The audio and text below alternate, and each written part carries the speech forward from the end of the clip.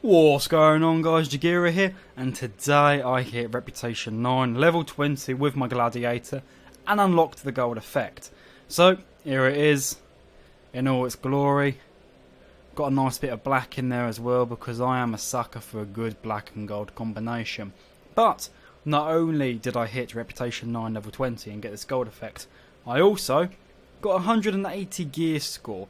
So I thought what I'd do is make a short little video just showcasing off the gear I'm using for the Gladiator and why I'm using it.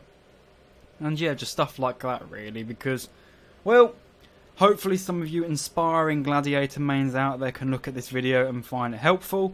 And for those of you who don't like this video or it has no purpose for them, I do apologise. Hopefully you can just enjoy the sound of my voice instead. So, let's actually get into the gear and its stats. Oh, by the way, if you like my character, you like how it looks, this is the skins I'm using for my stuff. So yeah, if you want to try and copy my look, feel free, if you think I'm the pinnacle of fashion. So, we're going to start off with a helmet, as everyone should. Defense. So, this is at 2.4. By the way, pluses all across the board. 2.4, defense, self-explanatory, it helps with damage. Well, absorbing damage. Exhaustion recovery. Now, exhaustion recovery is when you're completely out of stamina. You want this as high as possible so you can get that stamina back, especially when there's a character called Centurion that exists, and his whole purpose is to drain you of your stamina and also your hopes and dreams. This can be quite handy even for a Gladiator who does have excellent stamina management. A bit more can never hurt. Debuff resistance. Now, this is going to help with things like Peacekeeper, Nobushi, and Centurion.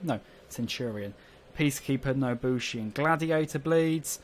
It also helps with stuns, such as Raider's Stunning Tap. Helps with certain feats, like if you are affected by one of the feats that lowers your defense and stamina, this will kind of counteract it. So debuff resistance is very useful, and that's why all of these stats are just beautiful. Which is why I've picked the helmet which had, all pluses, because, well, I don't really want to be missing out on any of these.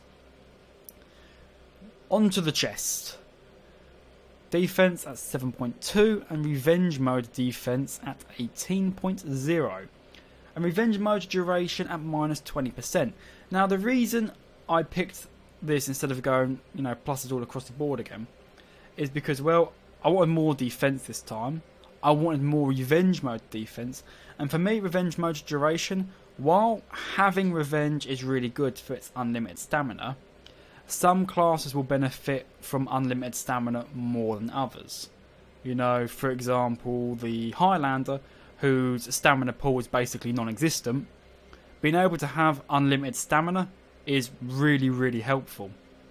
Whereas the Gladiator, not so much, which is why I went for more defense, so I can probably take on two people at once a bit more comfortably. And defense, well, I just wanted a little bit more, to bring this up to the beautiful total of 9.6.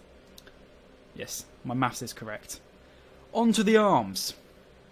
Here we've got defense at minus 8.8, and I'll get on to why. Stamina cost reduction at 18%, and stamina regen at 26.4%. Now, the reason I went for the stamina cost reduction and the stamina regen is, even though, like I've mentioned before, Gladiator's stamina management is perfect, but being able to get more moves in and being able to regenerate stamina faster is very helpful, especially against classes like, Centurion, who they can drain your stamina, and if they don't get you to exhaustion and you still have some stamina left, you're going to be able to regen it quickly. This is really good, this is what you want. You want to make sure your stamina bar is always full and you never are exhausted. Defense at minus 8.8. Now, a lot of you are going to probably be asking the reason why, with the first two pieces being plussed and the last one being not plussed. Well, there is a very good reason for that, and this is because, right, these two here, defense in the helmet and the defense in the chest, makes the total at 9.6. Defense minus 8.8. This therefore gives me a total defense rating of 0.8%. Now, a lot of you are going to be asking the reasons why, and this is because if we go onto the weapon, the head weapon I should say, the Equitius head, if I pronounce that right, there's a thing here called defense penetration. And what this does is basically just nullify defense. So, yeah. It nullifies it. It basically will bring it down to 0. Which is what it does. It can bring it down to 0, but it can never bring it below 0. Okay? So, if I'm at 0.8%, and then defense penetration just makes it 0, that's perfect. Yet, I don't want to have my defense negative, because therefore I will be taking more damage regardless. If I am making sense, I really hope I am, because it does. I get this can be quite confusing. So, currently I'm on 0.8% for defense. When you factor in defense penetration, just for my build, you therefore make your defense non-existent. You therefore have 0%, but you can never have minus. You know, defense penetration cannot go below, above that and make it minus. Okay? But you do want to make sure that you do have some defense regardless. I mean, I guess you could just go full, you know, balls to the wall, just max defense everything. But for a Centurion, who's an assassin, not Centurion, I get these two mixed up so much. For a Gladiator, sorry, who is an assassin, you kind of just want to have, you know, you want to focus more on your stamina and, you know, things like that, and your attack, which we're going to get onto now. So, keeping on with the head, attack is at 4.8. Defense penetration, as we just mentioned, at 16%. Just so anyone who, if someone has, you know, 16% defense, then it's gone. They've got no defense. If they've got more than that, then it would bring it. So, say they have 17% defense, they go down to 1% defense.